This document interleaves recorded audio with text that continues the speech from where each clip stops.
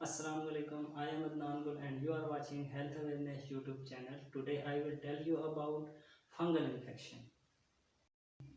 Fungal infection एक जल्द की बीमारी है और इसको माइकोसिस भी कहा जाता है। इसकी दुनिया में लाखों इकसाम हैं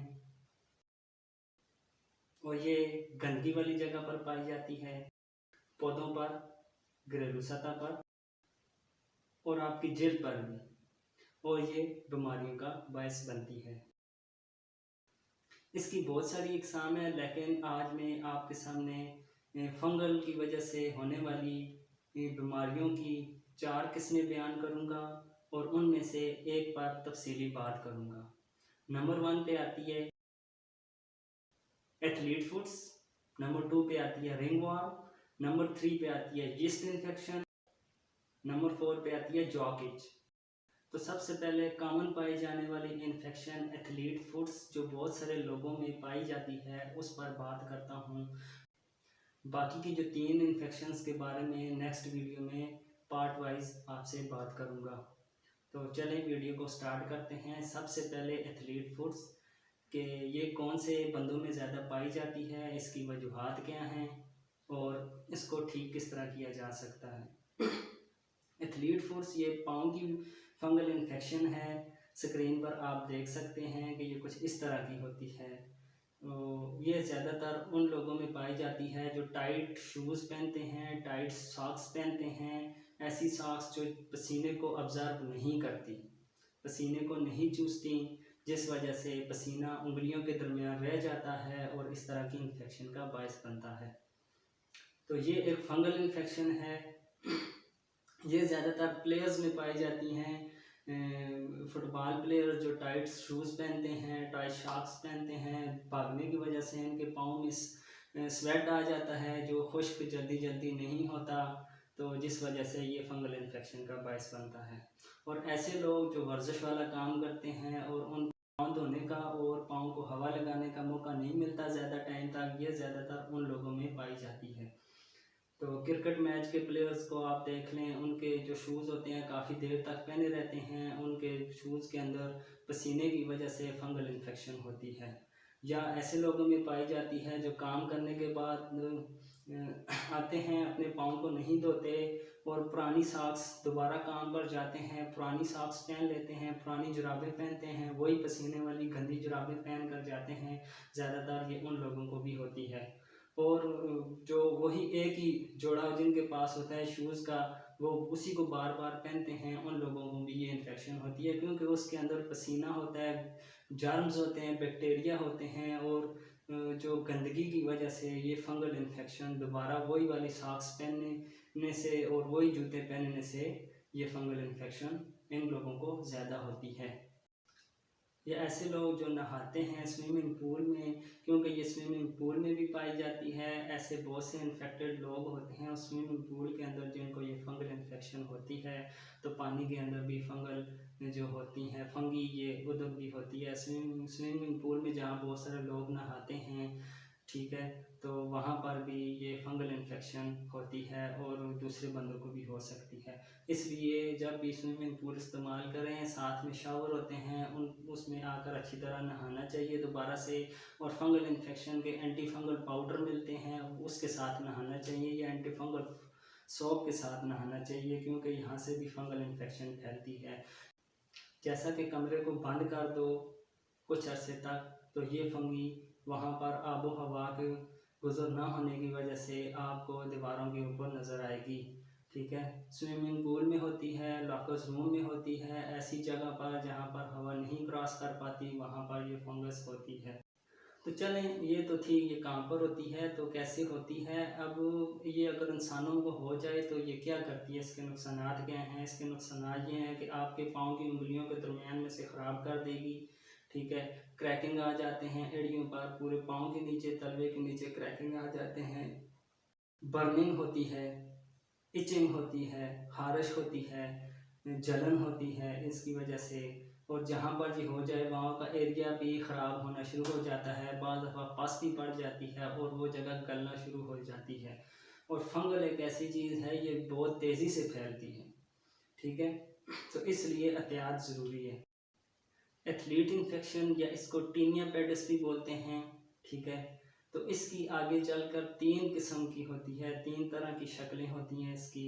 स्क्रीन पर आप देख सकते हैं। नंबर 1 पे आ जाती है इंटरडिजिटल, इसको टू वेब भी कहा जाता है।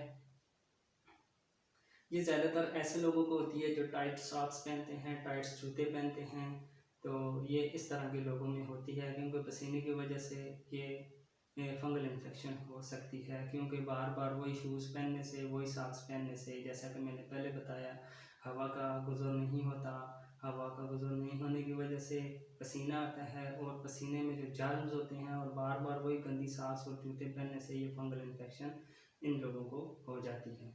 और नंबर 2 पर आती है मोकासिन। ये जलन से शुरू होती है, ख़ारिश होती है, और ऐसी इन्फेक्शन है जिसमें आपके नाखून मोटे होना शुरू हो जाएंगे, टूट फूट का शिकार होना शुरू हो जाएंगे, और आपकी पाँव की जेल मोटी होना शुरू हो जाएगी और फटना शुरू हो जाएगी। ये नंबर 2 पे आ जाती है। और नंबर 3 पर आती है वेजिकुलर। तो वेजिकुलर की शक्ल ये है कि ये पाँव के नीचे छाला बन जाता है, जिसमें स्याल भरा हुआ होता है, पानी लिक्विड की तरह, काले रंग का भी हो सकता है, सफ़ेद रंग का भी हो सकता है, एड़ी के पीछे हो सकता है, या उंगलियों के दरमियान में भी हो सकता है, या पाँव के ऊपर भी हो सकता है। तो ये तीसरी किस्म थी फंगल इन्फेक्शन की, जो पाँव के ऊपर होती है। ये तो थी कि कैसे होती है, कहाँ से होती है, किस वजूहात की बिना पर होती है।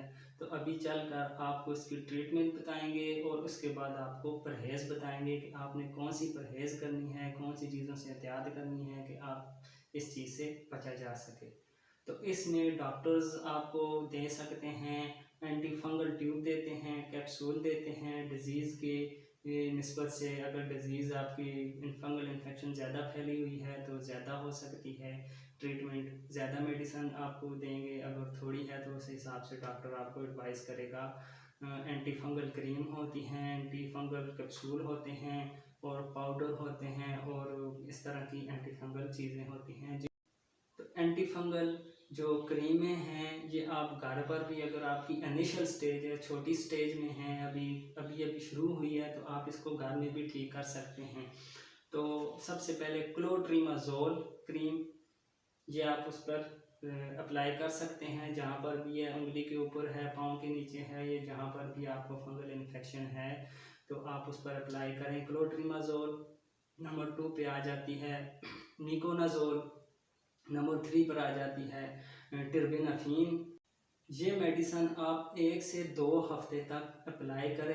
जब आपका वो फंगल इन्फेक्शन ठीक हो जाए, तो उसके बाद मज़ीद आप 1-2 हफ्ते उसको यूज़ करें, ताकि फंगल के दोबारा आने के चांसेस कम हो सके, क्योंकि फंगल इन्फेक्शन एक ऐसा इन्फेक्शन है जो बार बार दोबारा से हमलावर होता है। इसलिए ठीक होने के 2 हफ्ते के बाद भी इसको अप्लाई करना है, ताकि फंगल इन्फेक्शन के वापस आने के चांसेस कम हो जाएं।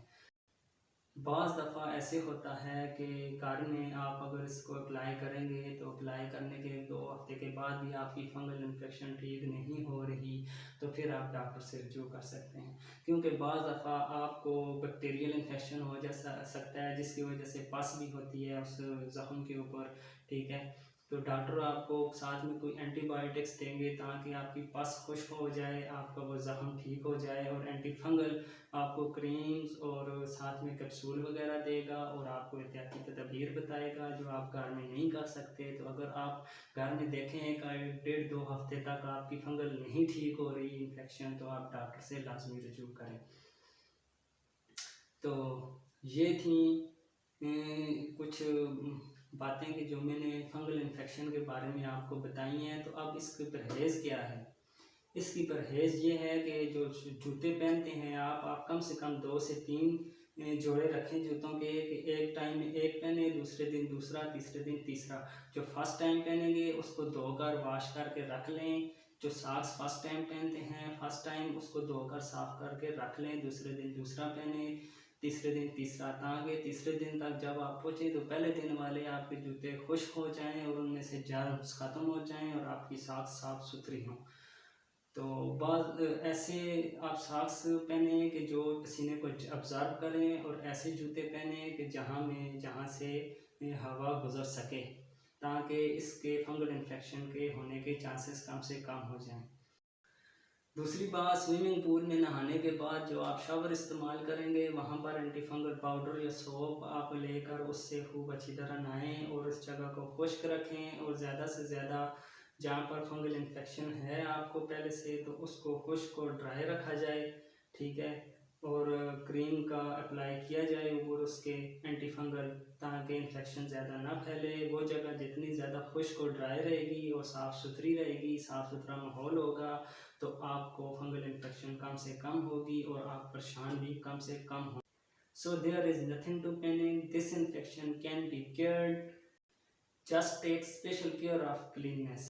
یہ تھی میری آج کی کچھ فنگل انفیکشن کے بارے میں باتیں، ایتھلیٹس فنگل انفیکشن، تو جو میں نے آپ سے ڈسکس کی ہیں۔